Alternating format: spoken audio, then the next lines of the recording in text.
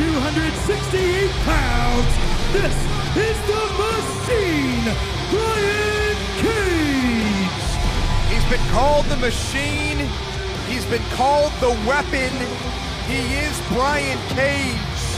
Tonight he makes his debut in Impact Wrestling. Many people have been talking about the destruction that Brian Cage will bring to Impact each and every week.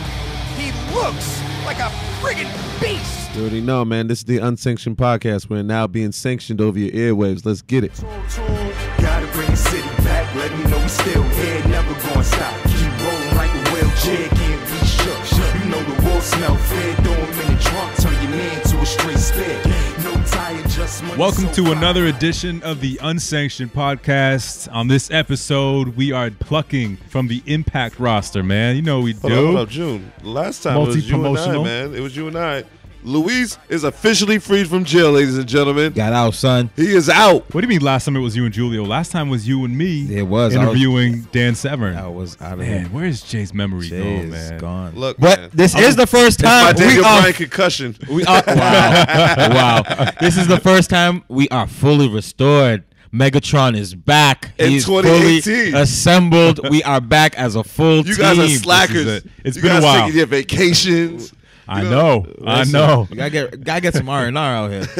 Gotta get some R&R. I mean, I guess so when you're the hottest podcast in the game, right? Get him. That's us. That being said, I'm Luis Vasquez. You can find me on Twitter at Luis Vasquez617. It's your boy Jay Holland. You can find me across social media at JAYOCITY, unless it's on Facebook at that781 at the end. And this is Julio June. Soon to be found at ...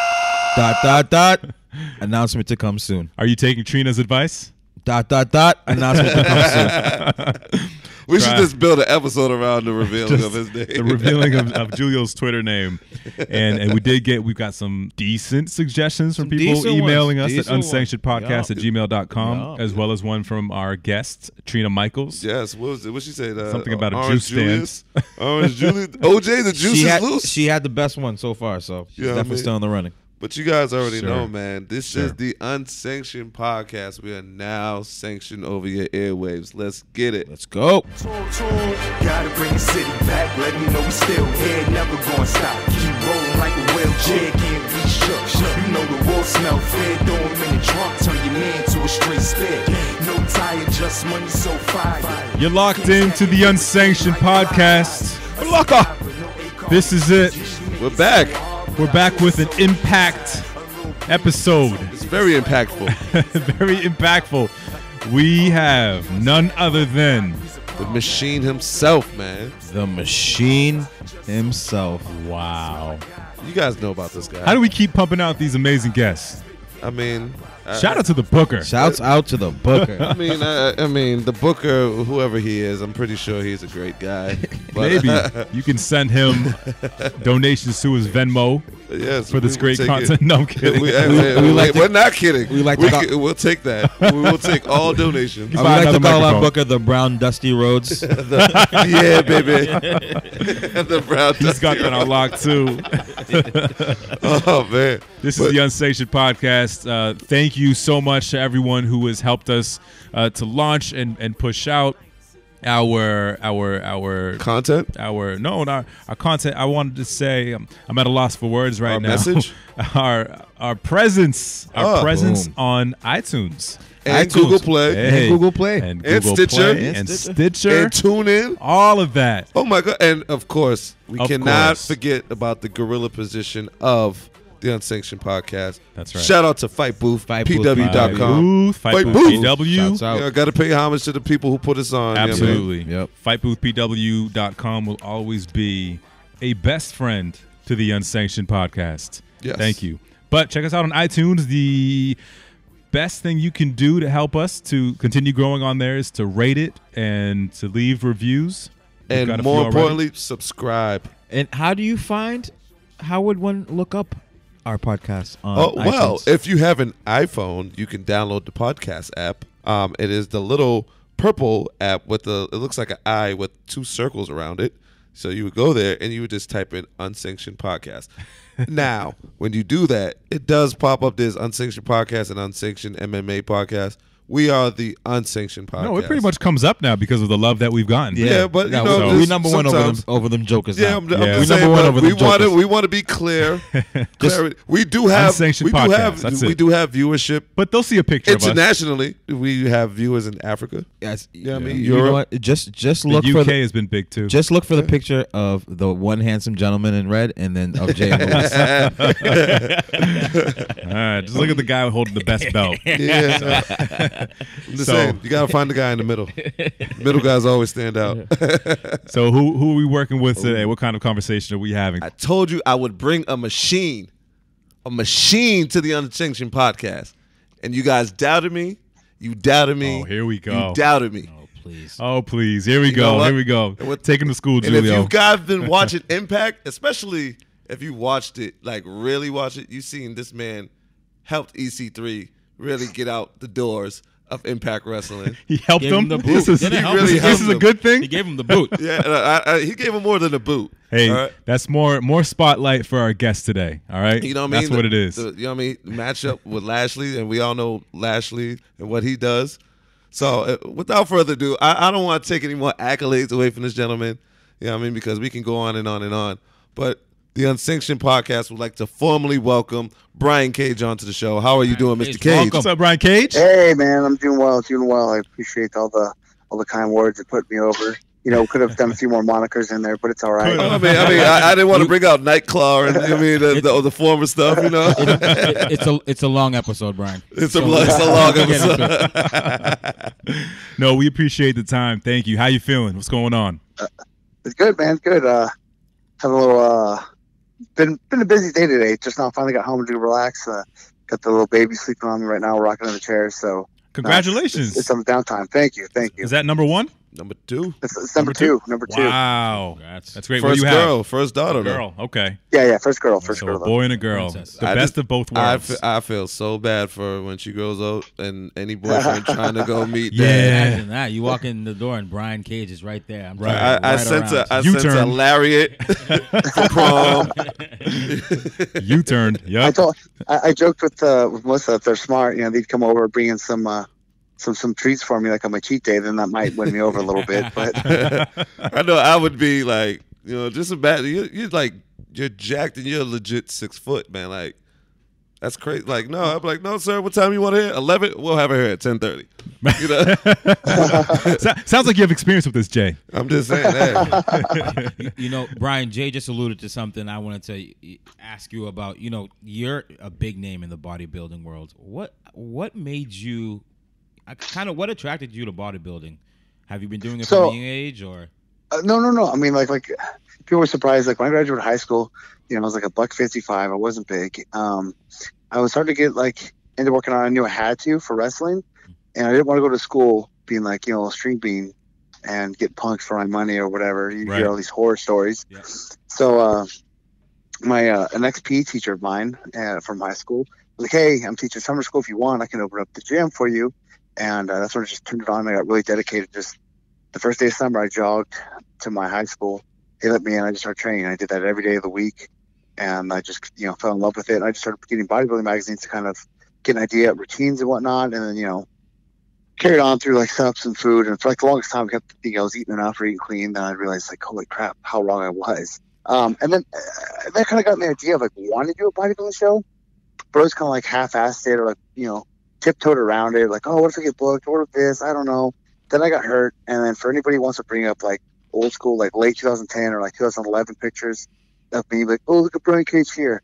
Then I always tried dominating because I was super broke, super depressed, and then I messed up my shoulder. And I couldn't train at all for 11 months. So I wasn't eating. I was down and out. Couldn't train, so I got sucked up it's like someone popped me with a balloon. I just got all soft and saggy. Anyways, so that's why there's a tremendous change, because I was steadily progressing every year. There's that year where I really took a dip down. Anyway, so when I finally was recovered enough to fully train, I was remotivated never before because I was out for so long. And then I started killing it. I met a really good friend of mine by the name of Matt Stevenson, who prep people for bodybuilding shows. And I knew I always wanted to do one, and just to set up a new goal. Because I was going back from zero, off the couch. I was like, F it, I'm getting the best shape I've ever been in. make a big comeback. It's going to be my bodybuilding show too. And I did it, and I fell in love with it, and it was awesome. I did like 5 more shows after that. And then I was actually going to go for my pro title in 2015, but Lucha Underground Season 2 started 2 weeks earlier than it was originally scheduled to. And I told them, like, no, I can't do it. Like, I have this, competition, blah, blah, blah. And they actually talked me into not going and then paid me a bonus to, like, not do the show. So I didn't get to do it, and I actually postponed it, like, to different shows. But I had, like, long story short, I had, like, 3 more shows I kept having to cancel, and just dieting, trying to prep and do that for that long was just too much of a hassle. So I kind of threw in the towel on it, and I haven't done it since. And I obviously still live the lifestyle and the look, so I'm never like too far away from being able to compete. But I figured I'll do it again at some point, but no time soon. Now, tell us about your introduction into wrestling, because I can speak for all of us here. When I can definitely say, as young children, Saturday mornings, you turn on the television, we were watching wrestling. Superstars in 1 o'clock. Absolutely. It's so funny because, like, I vaguely remember this, almost like a dream. My mom remembers it more, but we're actually at our friend's house. I was 5 years old, and I don't think they were even watching wrestling. It was just, like, on TV, and I just happened to see it, and I was just mesmerized by it. And I don't even remember who was on it or anything, but obviously it was, like, probably around, like, 89, 1990 or something. And I just remember, like, just being totally blown away with it, and I was so into it. And then we started just watching it shortly after that, and I wanted to be a wrestler since I was 10. So about 5 years later, I was hooked and kept telling everybody that's all I ever wanted to be. And they're like, oh, no, you'll grow out of that. You'll change your mind. It's just a kid thing. But nope, never did. So I don't remember what I was watched the first time, but, obviously I got super into it, and I was on to Hogan and Warrior and Savage and whatnot. And then as I got a little older, I was Razor and Shawn. And then when I got more smart too in high school, and I really wanted to emulate somebody in the ring. It was the 3 Chris's. It was Chris Jericho, Chris Benoit, and Chris Kanyon were like the 3 I wanted to have a hybrid of. Wow. Now, I think that's a good hybrid, and I think you good to a degree. You do have it a little bit. I know. Well, you know what? I've gotten compliments and comparisons separately to each of those individuals without them even knowing, like, that I was ever going for that. So, and from pretty good credential people too. So to have gotten those 3 comparisons, over the time of my career has felt like a little bit of a mission accomplished. So. Side note, shout out to your daughter. That just humanized you like crazy right there. So that's pretty dope. So people can really understand, like, you're not always the person you see on TV. You're a dad, so that goes a long way. My question to you is, we had Jim Ross here on the Unsanctioned Podcast, and he was talking about how when he has conversations, or even physically, space-wise, or with the trust that he has between him and his fans, it's a safe haven. No one's going to make fun of you for liking professional wrestling or following it. How did you handle those kinds of adversities when you were into it at a young age, and as you grew up and started to take the career path more seriously?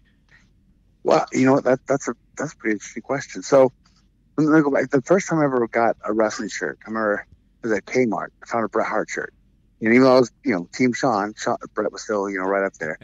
And I popped so huge and got my mom to buy it. I was so excited to wear it. And then the morning came, I put it on, and then I was like, oh no. As excited as I was like, oh shit, I'm gonna get reamed for this. I'm gonna get made fun. And it was so funny because, especially at that time, they thought like junior high and high school, even though everybody would kind of like dog it, like everyone was super hot, and everybody watched it. It was so funny because I remember this guy, actually this one kid was trying to like make fun of me for it, and he was naming all these people, all this different, like, just knew everything about it, And so I stopped. Oh man, for hate wrestling so much, you sure know a lot about it. And he's like, oh, well, just the N64 game is really cool. And WWE and WWE, and I was like, well, that's great, but you're talking about WWF guys, so that's not the N64 game.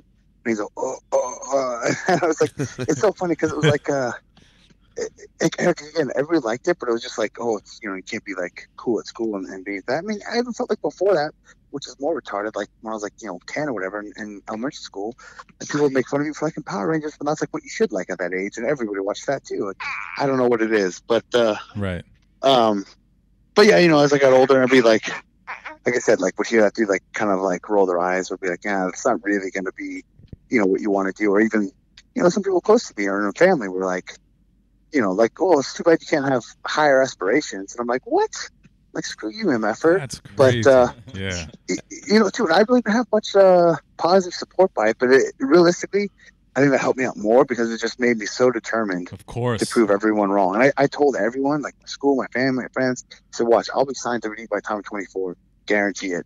And I got my contract when I was 24. So again, another mission accomplished there. So, so Brian, we got to ask the question, man, because I know as wrestling fans, I put money on it that every last one of us probably did this. How many times have you done the Shawn Michaels pose after lifting the weights? After lifting weights, you know what? Actually, maybe not that much, but I've done the Shawn Michaels pose. a million times. Obviously, watch a wrestling with your friends, mess around. You always do the Shawn Michaels pose. Old school kid pictures all the time. Now, Brian, obviously in the wrestling world, running around in the wrestling world, you do get to cross shoulders and cross paths with some of these folks that you've seen on TV. Was there anyone you ever saw that kind of stopped you in your tracks and you were actually like, whoa, I can't believe this person's in front of me right now? Well, my first extra spot, which was at, I think, Backlash. I don't remember what year it was. It was in Atlanta. It was crazy just being backstage and seeing everybody, and like, I've been wrestling for a little bit, so I was trying to keep my cool and manage it. I remember marking out and writing a big blog about it on MySpace to date that as well. But MySpace. But yeah, it was that was pretty surreal. But then after that, actually, it's funny because we talked about him being my first shirt. No one like when I see people in the indies and whatnot, I was never like overwhelmed, and I was always pretty professional. I'm like, I wouldn't ask for a picture, like mark out trying to meet him. I was give them space. But I remember at one of the Kurt Russell Manias out here that he did, those big super shows out in LA with PWG and Evolve and everything else. I remember when Bret Hart was there backstage, going back to him, I was like, oh, whoa, I gotta meet Bret Hart. And like, when I shook his hand backstage, I felt like I wanted to say a bunch of stuff to him, and I didn't say anything. I was just like, But Buster is the best of all movies. I since met him after the fact, and I was fine, but that was the only spot I could really think. I was like, oh my god, I was shocked, And then after that, being backstage with everyone, it's cool meeting them and whatnot. I've actually never shaken Sean's hand. He's like my all-time favorite. Even when I was signed and we were there, he always snubbed all the developmental guys or extra talent. So he would, like, one time, Sean, Triple H, and Vince were all walking up, and Triple H and Vince walked up to me and a few of the other FCW guys and shook our hands, and Sean just walked by and threw his hands out like, nah, never mind. Wow. Wow. So taking it back to that 1997 Shawn Michaels item. Yeah, I know. I was a little disappointed, but like, whatever. But sometimes it's good to keep your heroes as figures of your imagination. Oh, sure. Exactly. Now, who are some of the people that kind of helped you in the wrestling world in terms of, training, giving you good advice, pushing you along as you were coming up? First and foremost, I'll give a big credit to Chris Kanyon. He helped me out a lot, and I actually became really good friends with him, and I always loved his work. I was a big fan of his. He got me my shot in developmental in Deep South, which kind of helped lead to me getting signed. Just gave me a lot of critique, I got trained with them, a lot of help. It was my first big name match I got to have. So a lot of things go to him. Outside of that, through just training and going along the way, Norman Smiley was fantastic. He helped me out. The big wiggle. Dr. Tom Pritchard is phenomenal. He was great to work with, gave me a lot of help and advice. Those are probably the two people that enjoyed the most training with. Outside of that, I don't know. I've gotten spoken highly of or talked well, put over by many people with those. So it's great. But those would be the three people that I think have really pushed me to a bit of a different influence my career from the beginning stages. Now you mentioned that Chris Kanyon the late great Chris Kanyon had helped you out and became a great mentor and friend. And what I noticed, and just reading up on a few things, you were the only other person to play Mortis. Big. That's true. That's true. Yeah, when he officially retired, though he still came back and had a couple more matches.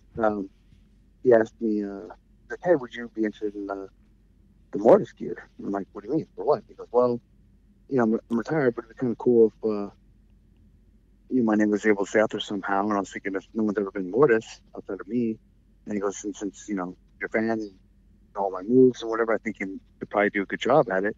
And I'm like, dude, I'd be so honored. So he gave it to me, and I did quite a few matches over here as him. And my first match I did as Mortis, I sent it to him, and I got to take back like all in caps. Said, absolutely phenomenal job as Mortis. Please keep doing it.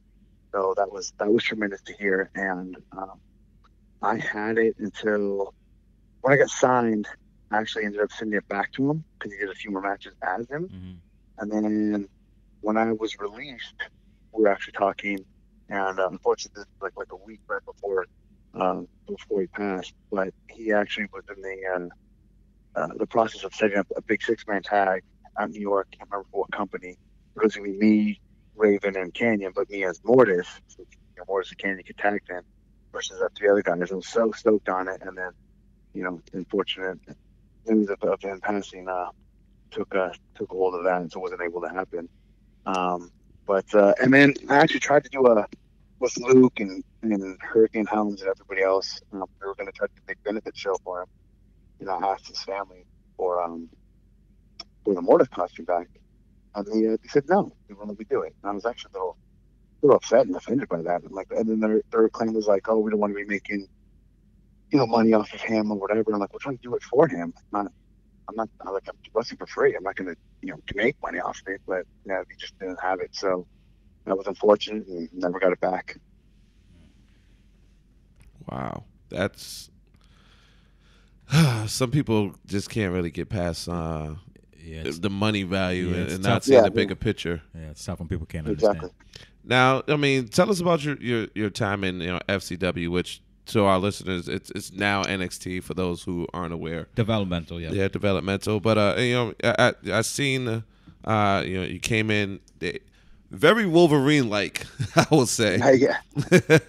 So I came in, Brian Cage, and I changed my name since they can't trademark that. They already had that, and so I came with the name Chris Logan, going back to Kanyon.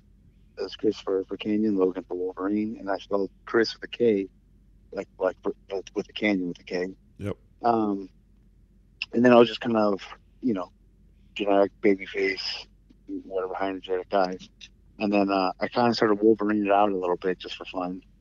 And I remember Dusty pulled me backstage, or I pulled me in this interview room, and he goes, "Hey man," and he's like, "Oh, your wrestling's great." He's like, "No, you're doing phenomenal out there, you're doing great, but like there's nothing that separates you, from this guy to that guy, from TJ, from PJ, from all those guys. You guys are all just great athletic, wrestlers. There's need something more to like separate you and stand you out." And he goes, "Everyone says you look that." He goes, "Everyone says you look like that superhead guy. What's that superhead guy's name, Matt? Was it the Honey Badger? What is that guy's name?" Oh, Tyrann Matthew. and I was all, "The Wolverine, is that what you look for?" He goes, "Yeah, not the Honey Badger, the Wolverine guy. Yeah." He's like, "Hey, you should look like him." He goes, "But you can't be him because he's a trademark, but you got to be something like him." So that's what led me to do the Night Clock gimmick, which was just a spoof off of the Amalgam series, Dark Cloud, which was Batman and Wolverine. And I did so many promos and like special shoots and interview stuff like for The Office, and they were getting real high and bringing me up. And Hurricane came back, and I kind of put a stop to it. But then I thought, oh, maybe we'll make him a supervillain, a superhero. So I started doing like a bunch of dark promos and like stuff he was filming for me just from The Office to put me over. And then I got released. So nothing ever happened. Oh man, now we always ask, because we love Dusty, what is your best Dusty impersonation? This should be good. I think we just got it.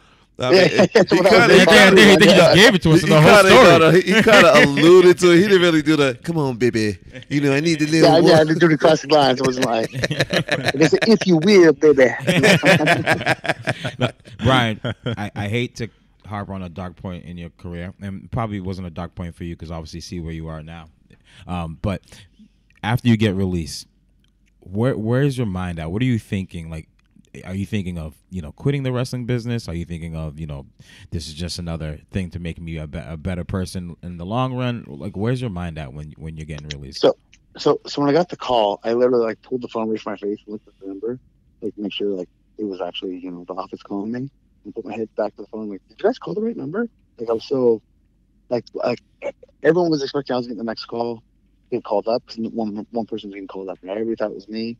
I actually was supposed to be getting a raise too, so I'm thinking, here I am, I'm getting called up, I'm getting a raise, getting proposed, and then they released me. I was like, what? Totally out of nowhere, and it was there's a bunch of reasons I later found out down the road, but yeah, no, man, I was heartbroken. I was super devastated. I didn't think all my life was over, but I was hit pretty hard. I was pretty much at a point where if I don't go back, maybe my life is over. I have to get back there. I have to get back there. And I got brought on for Tough Enough, which I didn't even want to go on, but the casting agency reached out to me. He's like, "Oh no, we want you on it," and then pulled off the final list. And then I got re-signed, and we got my contract rescinded. Then I got called down to the arena when they were wrestling in my town. Meet Johnny Ace. He met with me. And we'll get some stuff sorted out. I'd love to have you back after Mania, which was a month away. Then after Mania, he's like, "Hey, you know what? Never mind. We're not interested anymore." And I'm like, "What do you mean?" He goes, "Well, let's face it. You're average at best. We're no longer interested." I'm like, "Oh my God." John Laurinaitis, Johnny Ace. Yeah. Said that to you. Yeah. So I was like, yeah, you know what? I think we both done better than average, but thanks for getting back to me. But with all this temporary release followed by severe setbacks, I kind of needed that because every time I'd get let down after another, it kind of break me down more and more. But that last one, it broke me down so much where I kind of went back to the top, and I was like, I needed that. And I was like, you know what? Forget it. If I'm not going to go back there, then I'm not going to go back there, and I'll be better, elsewhere. And realistically, professionally and personally, my life only started to excel at that point after that. So as soon as I let go of that I have to be back in WWE, then my life started getting better. So now tell us about. I mean, you are actually part of a tag team that was managed by Percy Pringle III. No, Percy was awesome, man. I remember. Me and Sean were a cool tag team. It's Drake now and TNA, and it's one of my favorite person to team with. And Ethan got a hell of a promo, obviously, too, for Impact. But man, I remember that first promo we did as a big group. And Percy got on there, and he didn't even know us, and he just freaking tore it up. And I did mark out a little bit on the inside there, too. I'm like, oh, man, Paul Bearer, he's just killing on the mic right now talking about us. Like, this is amazing. He was phenomenal to work with. Such a good dude backstage, man. Such a, loving and just respectful guy. All the talents, no matter, how green they knew you were or weren't. Super good guy, man. So I was truly honored and blessed to be able to work, with him and then eventually against him, too, when the team split up. It's amazing to hear, we've interviewed a lot of names here, and when we've asked them, who are some of the people that have trained you, or some people who've helped you early on in your career, we get Sugar Butt Robinson, people you've never heard of, and you the names you're dropping are some really legendary names, and Norman Smiley and Dr. Tom Pritchard and whatnot. What's the best piece of advice one of those guys has ever given you? You know what? I remember the first thing that popped in my head was Dr. Tom. I remember when I was in Deep South through Kanyon South, but I wasn't signed. They're closing down, and I was trying to get signed, and Tom was a big fan of mine, and it's really pushing for me. He's hands on the best guy I've ever trained with, too. He's just such a phenomenal teacher. But he just said, he said, don't quit, don't give up, be consistent, and be persistent. Because there's a big difference between being persistent and being a pest. And that's what you're doing, is you're being persistent. Just keep at it, and it'll come to you. So it was great when it was a year later when I did get signed and brought down to FCW, and I walked in the door, and Tom was one of the first people I saw, and he's like, "Holy shit, Brian Cage!" And then before we even started class that day, he brought out this big promo, not promo really, but just speech about about trying and not giving up and carrying on through, and basically tricked him into talking about me and what I went through to get there and how I never stopped, and there I was. So it was pretty awesome. Now tell us about wrestling Matt Hardy. Now this is before the whole broken and woken gimmicks and everything. This is like Matt Hardy. He got broken after he got his ass whooped by Brian Cage. Yeah, that's right. We're not talking about physically broken. It was a TLC match. So just tell us about like your mindset going into that match, because you're like, wow. I know me pretty. I would have been like, this is the TLC match, innovator of the innovator, TLC. Like, and Matt Hardy, and it's probably the first time in a long time is one of the bigger names that you have come across. Yeah, I had a nice little program in that. We had a couple matches. Even had his wife involved going on out in Vegas. So it built up to that too. So it wasn't just a one-off, which made it even more meaningful.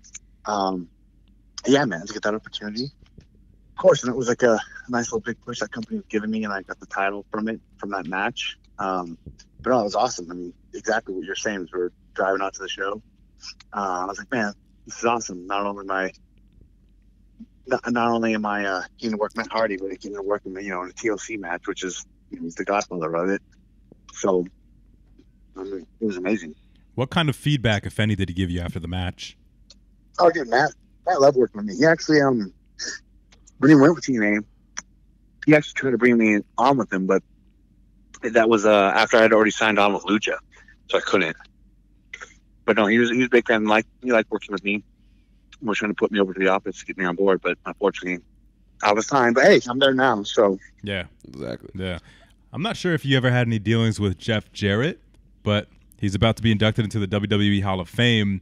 What was your reaction when you heard that? I mean, obviously he's been around forever. He's done a lot of stuff. He's wrestling with his dad, and so I don't think it's like out of place for him to be there. But I do feel it's a little coincidental, the timing of how they did that. I kind of feel like that's a way for one company to jump the other company, but I mean, whatever. I guess it is what it is. Now, Brian, we've talked about your past wrestling accomplishments, but let's talk about today.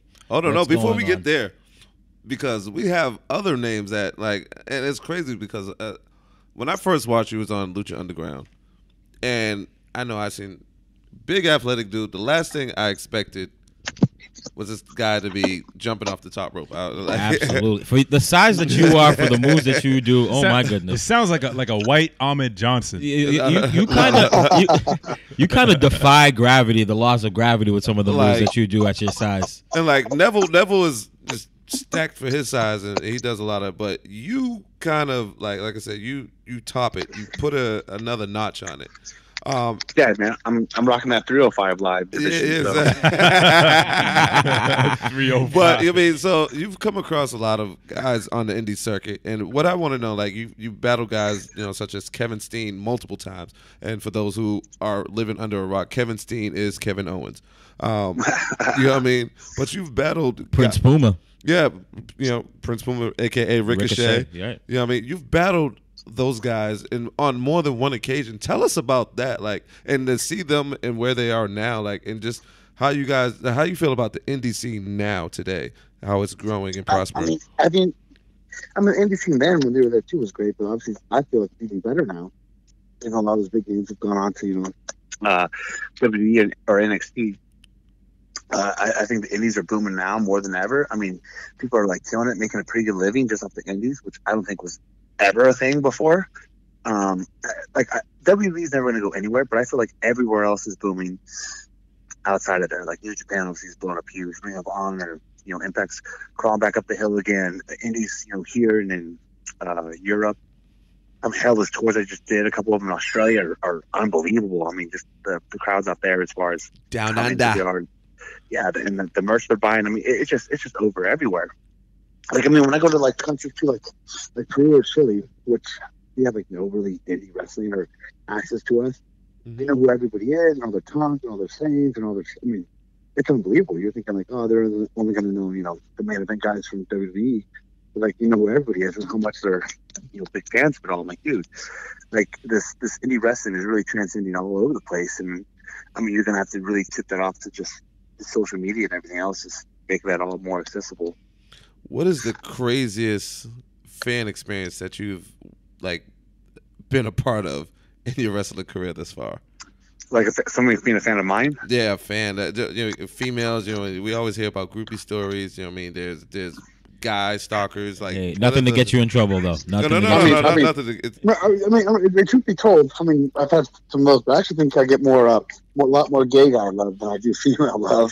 Chuck and Billy. I joke with Tom Wilson all the time. Keeping it on. Crazy. I'm not even been crazy, but I mean, just people that have. I really appreciate when, whether it's a little kid or a full-grown adult, make you something or draw some cool picture, or like, all these different custom figures you see, like when people tag you online, or even people make a creative wrestler or whatever. To see all that, I'm like, oh, that to me, that's awesome, because that's like stuff I would do, as a kid or as a fan. So when I see myself, as a figure, as a drawing, on a poster, or on a video game, or whatever else, to me that's awesome that I can, inspire somebody to want to do that. And then I've gotten, emails or messages about like, oh, my kid wants to be a wrestler, and you're like a favorite, like your real idol inspiration, or even into fitness, not just wrestling related. But to be able to touch somebody like that, or like motivate them to do what they want to do, or whatever it may be, like, is awesome. Because going back to Kanyon again, I met him originally I'll try to make this fast because it could be a long story. Was at the Austin Appreciation Night Raw in Sacramento, and Angle came out and sprayed them all down with milk. And during that, Kanyon, asked all the questions always who better than Kanyon, and he goes, everybody. Well, tonight, he goes, I think the question is, who's better than Austin? He had a shirt, he brought it out, he gave it to Austin. Yep. That was like his appreciation. And we got a Kanyon sign. He saw it around them and the crowd, and as we're leaving, after it goes off the air, we're about to exit, turn around and see Kanyon come back out. So I run down the stairs, rode through man, woman, and child. I literally actually even ran into the safety rail, like fell over it, and he kind of caught me. He goes, "Oh, sorry, the Chico kid," and he gave me the shirt. I couldn't believe it. I was so ecstatic, and I waited out by the cars, and he came and signed my sign. He signed the shirt, and I have both of them still. Actually just looked at the shirt last night, and wow. Like I remember just writing this like report about it too, and just the way that it made me feel, and like the unbelievable, like unforgettable feeling and just moment that night, and and then made me want to be a wrestler even that much more, just to be able to share that experience with another fan. So whenever I hear those kind of stories or experiences from from a parent or from a kid or from a fan or whatever, like that makes me feel good, because I know that's one thing I wanted to try to do was repeat that feeling that I had that night, which was one of the top moments of my life. So, oh man, so Lucha Underground. Tell us about your time there, because you were managed by Konnan for a point in time. You got to interact with such legends, such as Mysterio down in Lucha Underground. You wrestled Johnny Mundo, who has several different monikers now. I don't even know what to call him anymore. The names all together, but actually it was funny, because when I was in Lucha Underground, then I made my debut in AAA, and I was actually feuding against Konnan and Puma and Lucha, but I was teaming and being managed by Konnan and AAA. But dude, Lucha Underground was great. It's so good. We just finished season 4.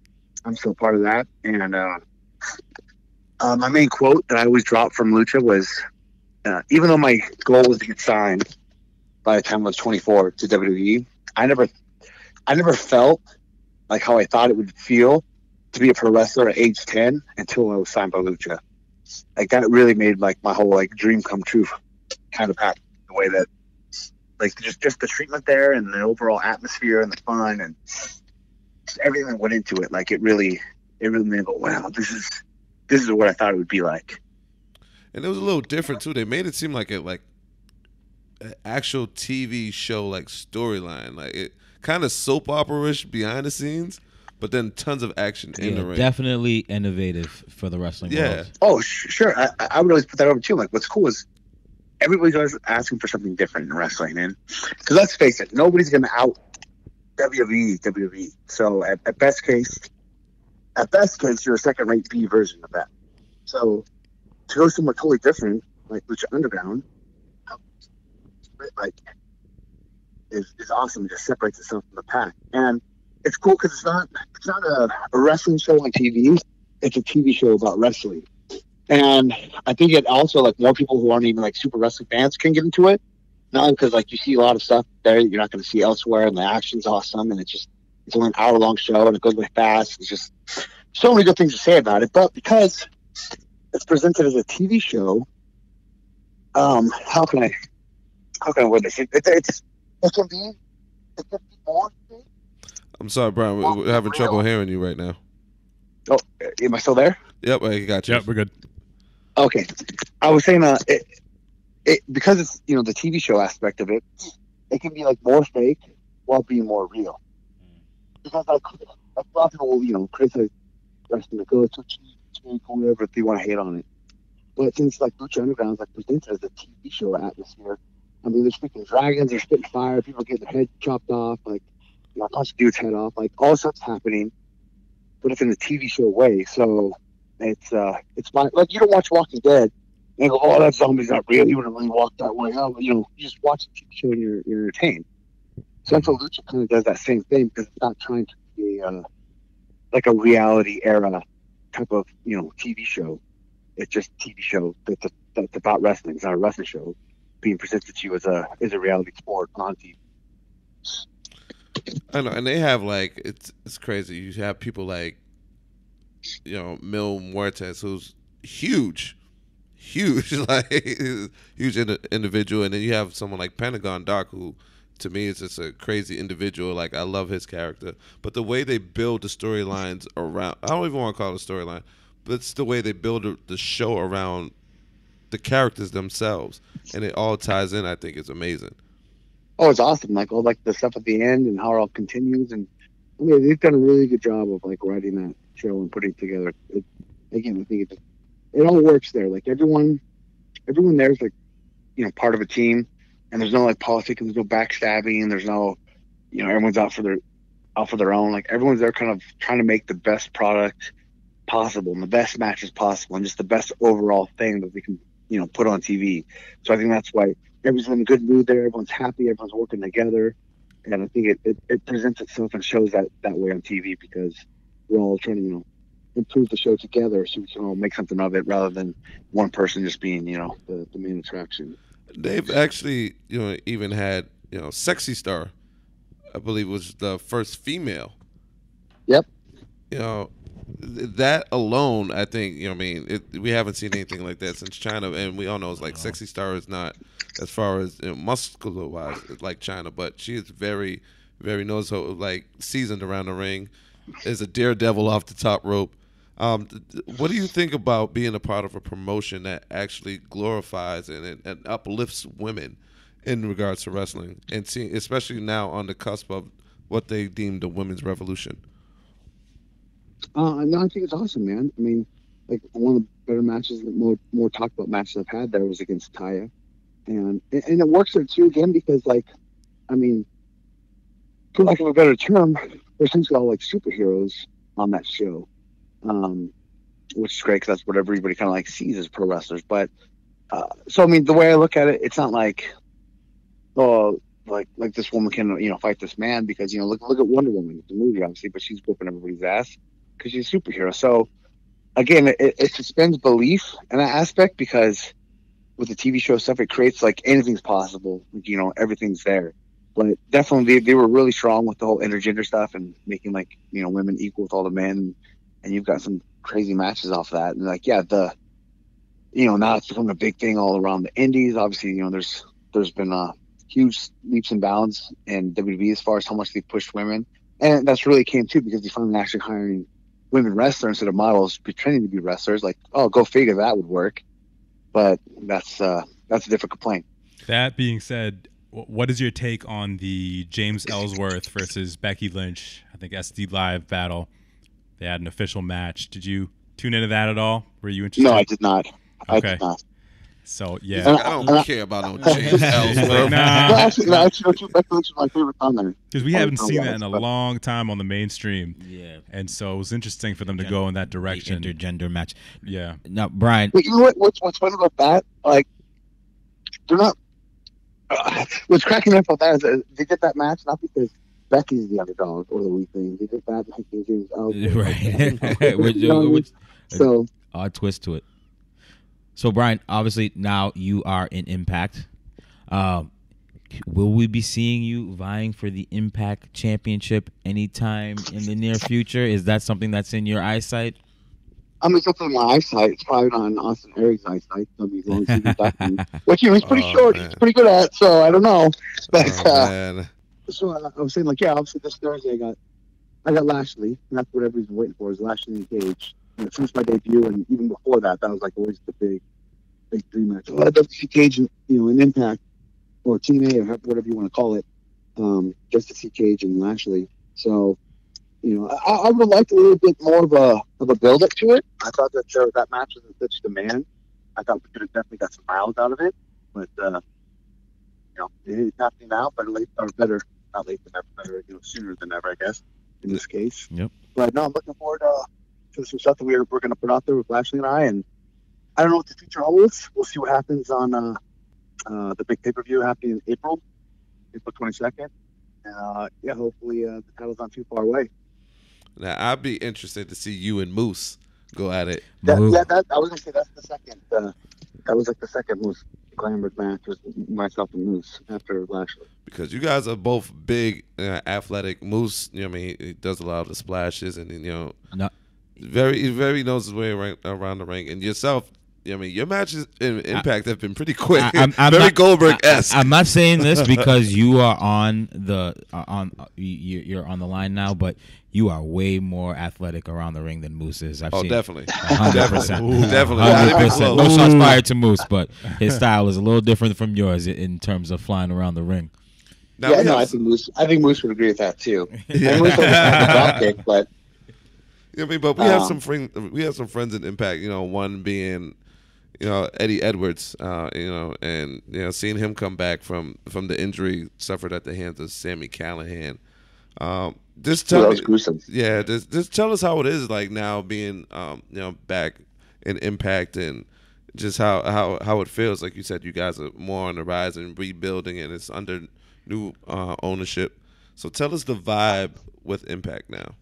I mean, I think it's great. I mean, obviously, like when I did my gut check stuff, and I had a couple dark matches before that, and even when I went back for that Destination X show, yep, it was a lot hotter then. I mean, obviously, it was a hotter product. I mean, when I did my gut check and my dark matches, it was like the booming area of aces of an eights and stuff, and so it was much over. So like, as far as the fandemonium of it, obviously that's on its way down, but I really think that's due to a lot of issues we had over the last year or so with management, obviously everything that went into that. But I mean, everyone seemed really upbeat, really positive. I mean, the sense of direction that I got while I was there. I mean, felt great, looked great, and I know like the last couple of weeks have definitely there's been an increase in viewership and stuff, and it just seems like everyone's pretty optimistic about what's to come. And obviously it's a slow burn. You can't just go from zero to hero, but I mean it looks and feels good, man, for the stuff that we've got in store. And, and then that big Lucha Underground Impact show at WrestleCon this year has been making a lot of noise. So now, will we be seeing you on that card? I will be on that card, yes. Awesome.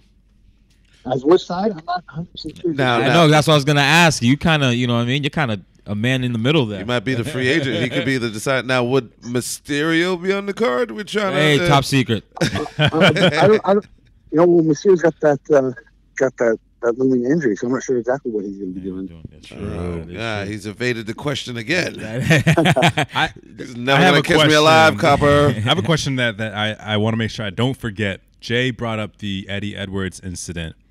What was that like for you and the reaction backstage when it all went down and when they came back through the curtain? Tell me about that. So remember when it happened, I was like, oh, I saw it. I was like, dude, I thought Eddie's eye was hanging out of his face because you don't see it on the camera because he cut whatever, but how quickly, usually, you like sell it and like, oh crap, but then if you're bleeding and hurt, you still like are there, like the camera will take it up. Like, no, Eddie rolled out right away. His hand was covering his face. Blood was just going everywhere. And he like sprinted up the ramp. So like, oh crap, like he's going to come back looking like Two-Face. Like, oh, he's messed. Right. And Marty Jannetty 2.0. Yeah. It wasn't as bad as it, it wasn't good, but it wasn't as bad as I was thinking it was going to be. But man, it's I know everyone's freaking out and losing their mind over it. I mean, there's nothing. Like, there's a difference. I've had my nose broken because it's wrestling; it just happens. And I've had my nose broken because the guy was an idiot and didn't know what the hell he was doing. So there's two different, landscapes there. The one time I didn't care at all, wasn't mad. My adrenaline spike. It is what it is. It's wrestling, as they say. It's not ballet. Now for the other guy, there was a freaking. I don't know what word I want to use, but whatever. It's uncensored. Yeah. I was furious. It was 100% his fault. And what the hell he was doing. So that being said, it was an accident, man. Sami was being reckless. He wasn't trying to do it. He actually was trying to do it safer because it wasn't a metal chair, and it just there's a lot of variables that threw up there, and it just ricocheted off, and when he's like pulling away from it, hit him in the face, and again, stuff happens. Yeah. But the number one thing here, Eddie wasn't mad about it, so Eddie's not mad about it. I don't know why anybody's mad about it. Exactly. If anybody has a right to be upset, it's Eddie. If Eddie's not, then nobody should fucking care. How did Sami get treated when he got backstage? Oh, no. Sami was all freaking, oh shit, he's super worried. Yeah. No one was giving him heat. I mean, he was pretty upset about the incident. He was probably the most upset. But no one, like I said, shit happens. Again, it wasn't some reckless move that he could have done or that he did intentional.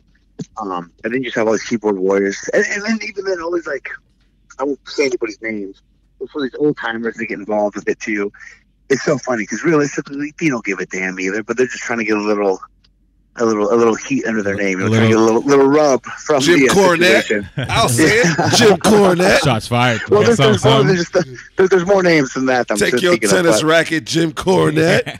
Oh, wow. No, Brian, you kind of just gave us a little bit of an insight to where my next question is going. But what's it like when you're backstage and there's a guy that you accidentally hurt? Like you said, it's not ballet, it's wrestling, and you know what you're getting into. What's it like when you're in the shoes of the guy who's been hurt, or what's it like when you're in the shoes of the guy who's hurt somebody backstage? Like, how do you feel? How do you guys now interact knowing that you have to be professional?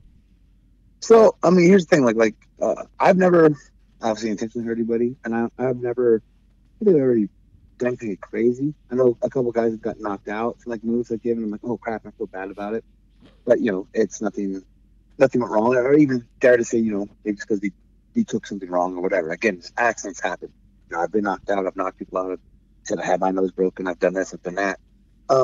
Again, as long as there's no like ill will or like ill intention involved, or just reckless or unsafe behavior, I'm cool with it, man. Just it comes with it. I mean, like Tommaso Ciampa powerbombed me in my head on the wood floor at PWG at his debut.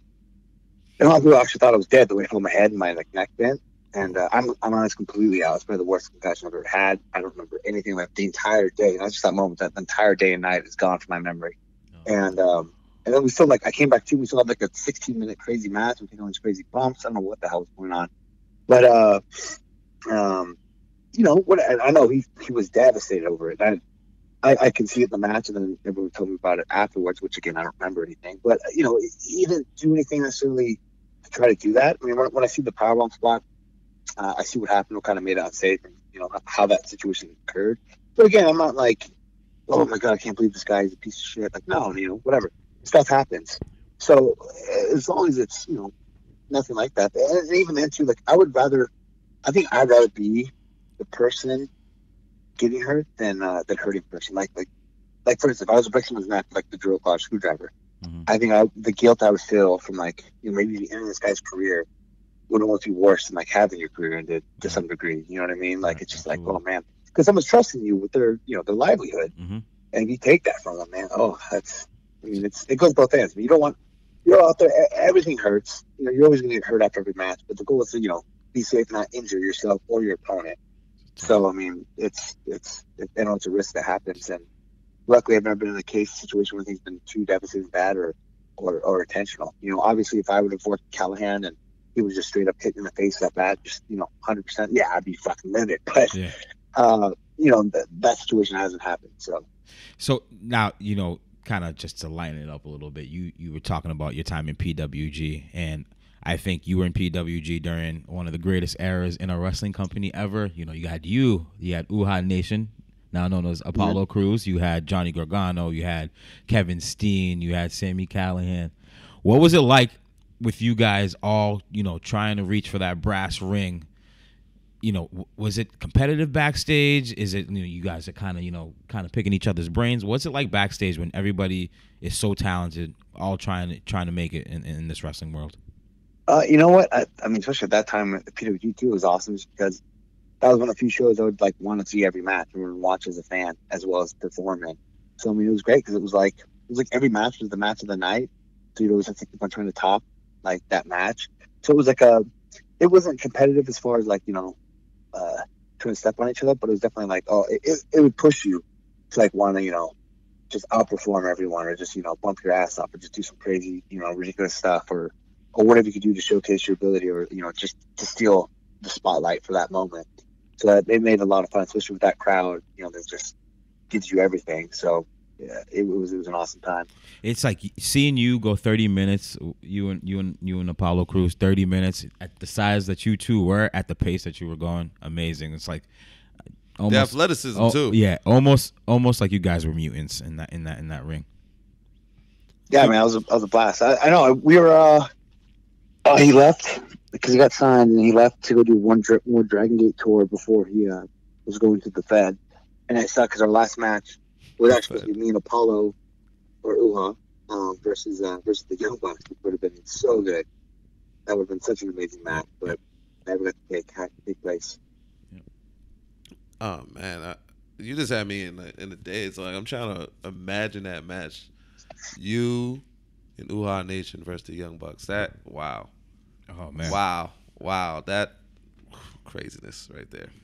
Now, out of everyone you've wrestled in your career, if you can name your top 3 opponents, who would they be? That I faced? Yeah, that you faced. I'm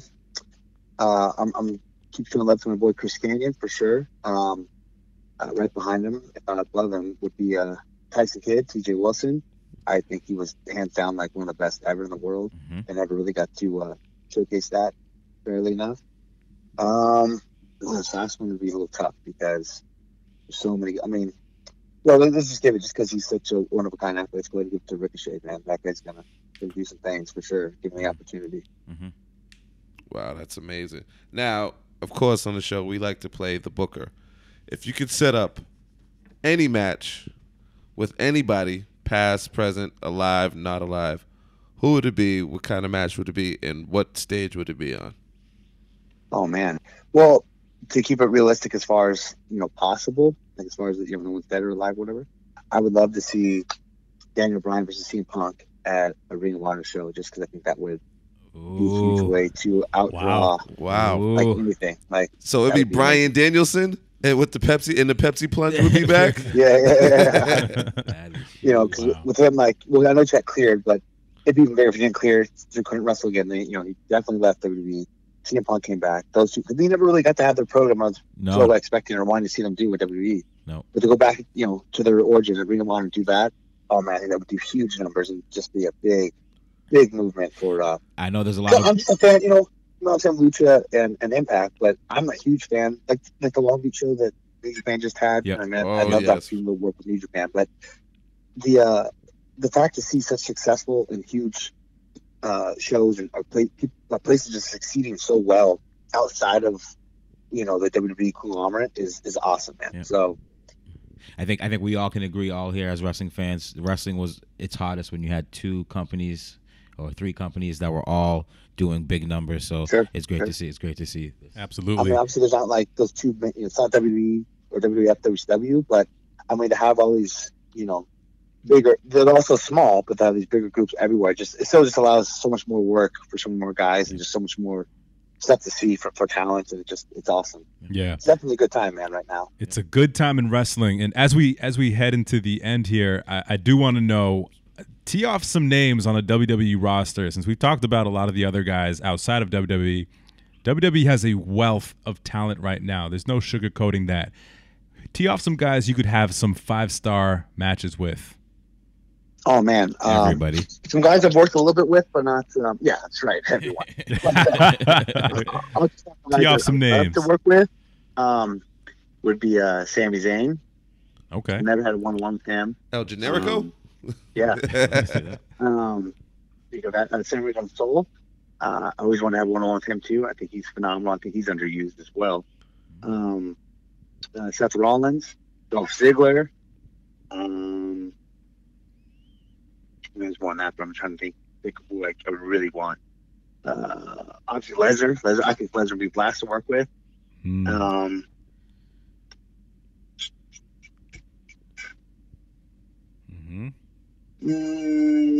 Daniel Bryan technically still there. What's funny too, going back to actually him, not to offset the question. No, but that's good. When I got signed, originally WWE, they tried to sign Daniel Bryan, and then he turned it down. I got signed. Then when I got released, they signed Daniel Bryan. Then when Daniel Bryan got released, he re-signed me. So when my contract got rescinded, he re-signed Daniel Bryan for SummerSlam. So I don't know if that's conspiracy. You know what it is? Oh, man. Only one Bryan at a time. That's right. That's Where's your cut? I was- Dang. I mean, it's You got a crazy. hand in this. I think a program with you and Roman Reigns would be awesome. As Yeah, well. too, like everybody craps Roman. I mean, I guess you include myself. I have, but He's honest. He's honest. bad. He's not bad at all. Actually, this one FCW show I went to a little while after I was released, he actually was the first person that stood out to me. His match, the match was good. You know, he stood out, and I didn't put him over.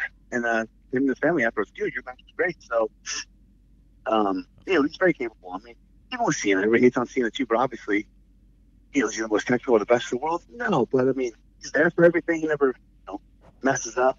He has phenomenal matches. I mean, obviously he's working 5-star talent, but still, I mean, he always goes out there and he puts it in. So Now, just I don't want to keep harping on it, but have you ever wrestled AJ Styles? no, that would be the number one. You dream know match. what I mean? That would be a good dream match that I'm thinking of. That's been my number one match since I've pretty much started wrestling. Well, you know what? I'm putting it in the air right now. It's gonna happen. AJ Styles versus Brian Cage one day. The phenomenal one versus the machine. It's happening one day. His contract's up pretty soon. It's happening. Maybe. That's news. The contract's up pretty soon for Mr. Styles. I think this is less contractual obligated of the year. So we'll see what happens. Yeah, who knows? Looks like he's having a good time. Brian Cage is on top of it. I mean, now maybe if we could pull out and see if there's any contractual matches between you and Rey Mysterio. He's not gonna drop that, Brian. You know what I mean? He's not gonna drop that. He's gonna keep harping on that thing. We'll see what happens with that. Kayfabe. But before we let you go, please let everyone know how they can reach you on your social media if you want to be reached. Yeah, man, you can get me on Twitter at Mr. _BCage. I mean, just Brian Cage on Facebook and Instagram. And, I'll be I always have all my shows, all my, everything I'm doing for WrestleCon will be on there. So you can see where to check me out, where to find me on TV or in person. So now, do you follow back? We're trying to work that. We're gonna put him on the spot, ladies and gentlemen. Oh man, if there's a reason to, I will. Absolutely, I like that. I like that. When you write my DM, hey, can you follow me? Like, no, right? No, that's weird. We had Jesus Rodriguez, aka Ricardo Rodriguez, and his mentality was the same exact thing. Yeah, it's like, don't ask me to follow you on Twitter. He told us a story how this guy was like, hey, I'm your biggest fan, and then he goes to his page and he has like a picture of someone else up. Yeah. I've seen that one too. Okay. Hey, thank you so much for the time. Thank you so much. The machine. Great conversation, man. And there it is, fellas. Brian Cage, everybody. Wow, the machine. It was the cool. effing machine. Honestly, Yes. I didn't know what to expect. I'll be honest. I had no idea what to expect. I didn't know if we were going to get the guy from TV or, and I'm not that green, but he comes off as a guy that I don't know. He's a dad first. He man. doesn't. He doesn't seem to be. That's what threw me off. That's what I'm trying to articulate. Like when we first heard his baby in the background, his newborn daughter. Congratulations again to him. That's a beautiful thing. That really humanized him. I meant that. I like that. I reached into my heart, my soul, my fatherhood hat like that. I meant that. I was like, he's no longer a 265-pound. No longer that guy we see whooping ass on cinder TV, block. having these Goldberg-like matches. So respect out to him. That was cool, and I hope everyone enjoyed this episode. Definitely, man. And you know, what I mean, honestly, like I said, the whole process in getting to Brian Cage, I reached out and he responded. He was real down to earth. And he was one who reached out. I was like, hey, I don't know if I responded to you, but just wanted to follow up. And it's hard to find that nowadays, amongst wrestling and wrestling insiders. So, shout out to him. Definitely big commendable. Everything to him, and of course, like he said, you guys make sure you go follow him. Make sure you guys tune into Pop TV on Thursdays. We'll catch him on Impact, and definitely check out the TNA pay-per-view he was talking about on April 22nd. April 22nd. Also check out that Lucha Underground versus Impact show. Yep, coming up at WrestleCon. So he's doing a lot. Great to hear some of the names he's got to rub elbows with, get advice from, train under. And just the little tidbits that we were able to uncover. So the Shawn Michaels cold shoulder was funny. Yeah, he gave us a little bit of insight that Shawn Michaels may not be 100% gone from his old personality. Right. So I mean, it's you can only tread so far. It's amazing, man. But Luis, Julio, we are on several platforms now. There's no reason why people can't listen to us. There's no reason anymore. No reason. Why? No. Why? I don't care if you don't have YouTube. Because that's no longer a problem. No. Yeah. If you're in your car driving to work, like we deal with traffic, that's fine. We'll drive with you. Yeah, exactly. Podcast, baby. If you have your iPhone, just like I never thought we'd be on an Apple platform. Not say that. Not even that. If you have an Android, you got Google Play. Gates. Yeah, shout out Bill Gates. Shout out Steve Jobs. So you can find us on iTunes now, Google Play, Stitcher. TuneIn. You know what I mean? FightBoothPW.com, which is the gorilla position. Absolutely. Father of it all. So very accessible now, and a lot of things are staying the same. UnsanctionedPodcast@gmail.com. That is true. Contact us Unsanctioned there. PW. Drop us a line. Unsanctioned PW on Twitter and Facebook. Yep. And you can always reach out to us individually. At least 2 out of the 3 of us for now. Luis Vasquez. You can find me on Twitter. You can find me at Luis Vasquez 617. This is your boy Jay Holland. Once again, you can find me at JAYOCITY. Unless it's on Facebook at that 781 at the end. And you could. This is Julio June. You could find me at announcements to come soon. What were you about to say? He almost slipped. Were you about to reveal the new Twitter name? I think he was. He almost slipped. He almost slipped. You know what? I almost did. I almost but until further notice. Julio June, everybody. So thank you. Thank you all for the support, for the love, for the kind notes, all of that, the tweets, the retweets, the likes, everything, all of it. Remember, thank you. That's Unsanctioned in your search box. Hit them with the line, Unsanctioned Jay. Podcast in your search box. You already know, man. This is the Unsanctioned Podcast. We are now unsanctioned over your airwaves, y'all. Till next time, peace and love. Peace.